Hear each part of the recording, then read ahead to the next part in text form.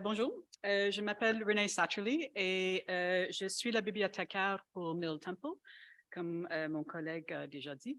Et Middle Temple, c'est un des 4 Inns of Court en Angleterre ils ont la responsabilité pour l'appel au bar, the call to the bar, pour les barristers en Angleterre puis le pays de Galles.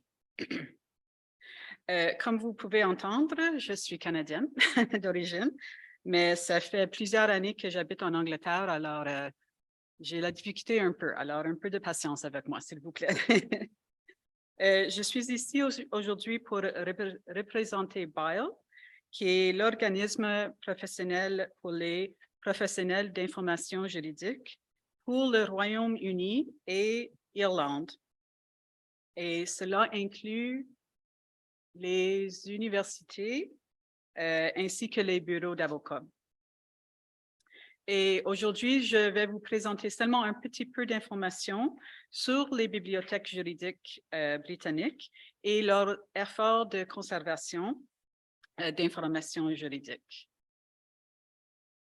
Comme vous savez, il y a différentes sortes de bibliothèques dans le Royaume-Uni, telles que les bibliothèques académiques, comme spécifiquement juridiques, telles que le Bodleian Law Library à Oxford, le Squire Library à Cambridge, et il y a plusieurs universités qui ont des bibliothèques juridiques parce que cette université offre un programme juridique. Et University of Portsmouth, City University, University College London, etc., sont des exemples de ce type de bibliothèque. Il y a plusieurs cabinets d'avocats et quand je dis cabinet d'avocats, je parle des solicitors parce que les barristers ont des chambers et ils sont différentes. Et les deux ont leur propre bibliothèque souvent, mais pour les avocats, c'est plutôt un centre d'information. C'est rare que nous avons une bibliothèque traditionnelle pour les cabinets d'avocats. Il y a les bibliothèques gouvernementaux telles que la House of Commons et House of Lords. Et ces House of Commons et House of Lords, les deux fournissent les services de recherche, les sources de référence et des ressources pour les politiciens ainsi que leur personnel. Alors, si vous êtes un member of parliament, vous pouvez utiliser la House of Commons. Si vous êtes un lord, vous pouvez utiliser la House of Lords, mais vous ne pouvez pas utiliser l'un l'autre. Je ne sais pas pourquoi, mais c'est comme ça. Le House of Commons aussi fournissent des ressources de recherche pour le public général et toutes ces ressources sont sur leur site web, disponibles pour tous. Il y a plusieurs bibliothèques privées et pour les associations professionnelles, pour les avocats. Et la bibliothèque de Middle Temple, où je travaille, est un exemple d'une association professionnelle. Et la bibliothèque de Middle Temple est celui à la droite extrême. Finalement, sur ma liste sont les bibliothèques des tribunaux.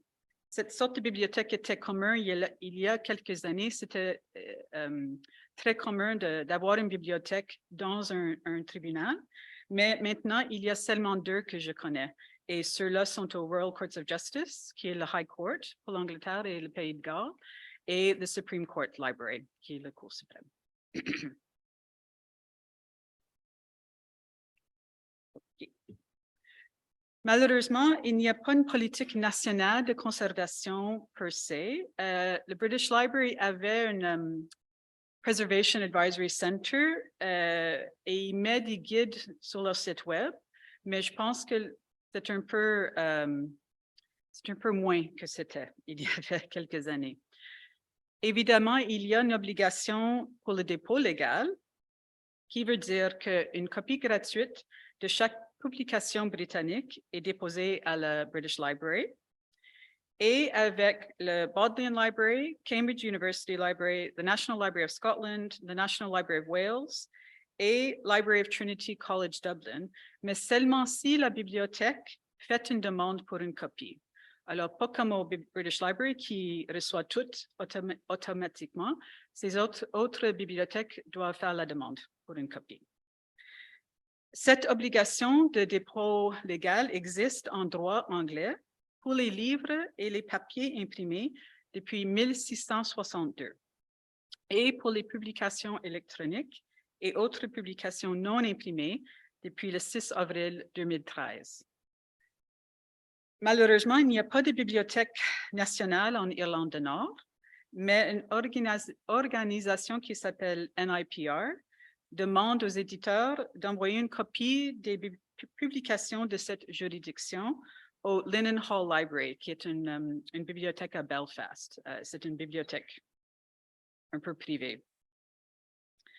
Pour donner une idée, une moyenne de 85 000 monographies et 33 000 titres de série sont reçus au Cambridge University Library chaque année. Et cette bibliothèque, comme j'avais dit, font la demande. Alors, je n'ai pas eu les numéros pour le British Library, mais ça doit être encore beaucoup plus que ça.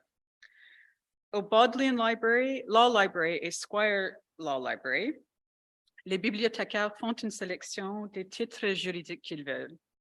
En Écosse, les titres juridiques sont envoyés à la bibliothèque du Advocates Library, qui était la bibliothèque originale pour le dépôt légal en Écosse. L'accès aux publications électroniques dans toutes ces bibliothèques est seulement sur place. Les citoyens comme moi, on n'a pas le droit de demander une copie chez nous, par exemple. Il faut aller à la bibliothèque pour voir la copie. Oh, OK. Il y a beaucoup de collections partagées ou collectives et je vous donne quelques exemples ici. FLAIR est une collaboration entre les bibliothèques du droit étranger au Royaume-Uni qui s'efforce d'améliorer la couverture et l'accessibilité des documents juridiques étrangers au niveau national et d'accroître l'expertise dans leur utilisation. Et Middle Temple est une de ces bibliothèques. Il y a une convention collective entre les 4 bibliothèques des Inns of Court pour collecter l'ensemble du droit commun et du droit de l'Union européenne et les États membres, ainsi de retenir ces ressources pour un temps illimité. Et nous allons avoir cette responsabilité malgré Brexit. Et je n'en dirai pas plus sur Brexit, mais disons que je ne suis pas trop contente. En Irlande, le IRL offre aux institutions participantes accès à un éventail de ressources électroniques, des accords de publication en libre accès avec plus de 20 éditeurs et une infrastructure scientifique ouverte.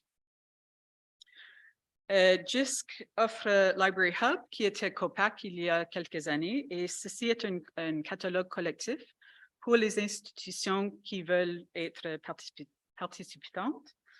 Et cet catalogue profite à la recherche mondiale et contribue à des meilleurs enregistrements et standardisations pour les catalogues.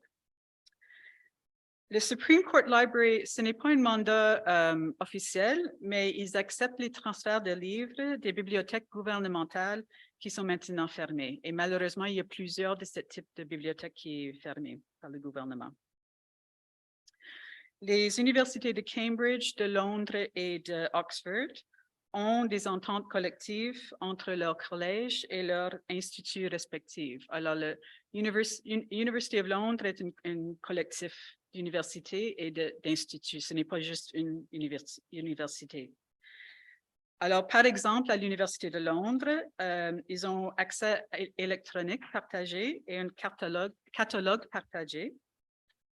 Et les instituts travaillent ensemble sur une politique de développement des collections communes, mais avec les spécialisations pour les instituts de recherche. Une de ces institutions spécialisées à l'Université de Londres est l'Institute of Advanced Legal Studies, qui se comporte comme une collection nationale, mais ceci est un peu problématique parce que ce n'est pas ouvert à la public.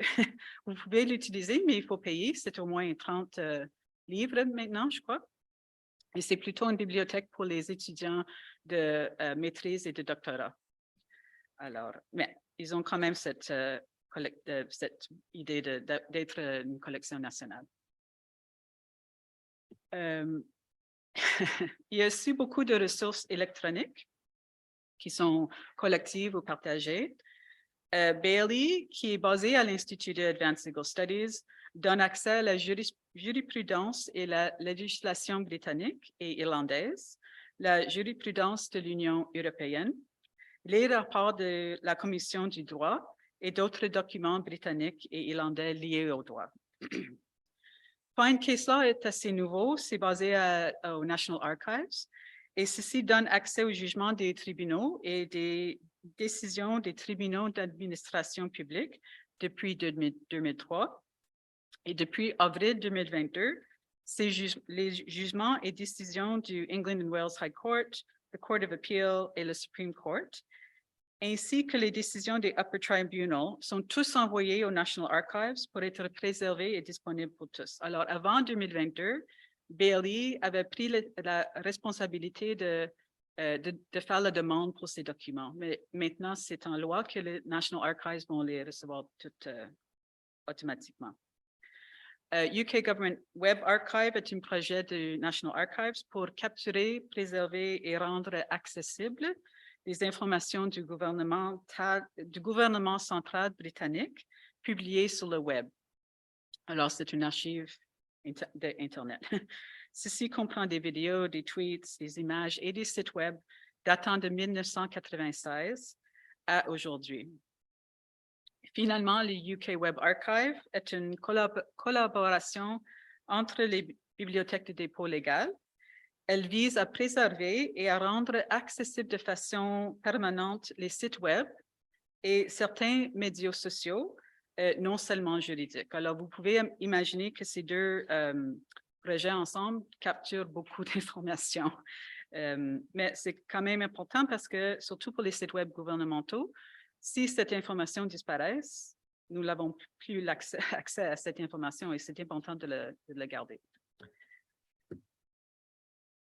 Alors, c'était une très brève présentation sur les bibliothèques juridiques et je vous remercie de votre patience avec mon accent.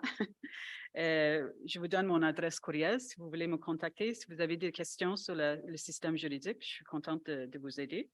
Je vous donne aussi l'adresse pour Diane Miller, qui est la présidente de BIAL. La présidente change tous les années. Alors, mais c'est Diane pour l'instant. Aussi, si vous avez des questions sur le système juridique plus général, je suis là pour vous aider. Merci.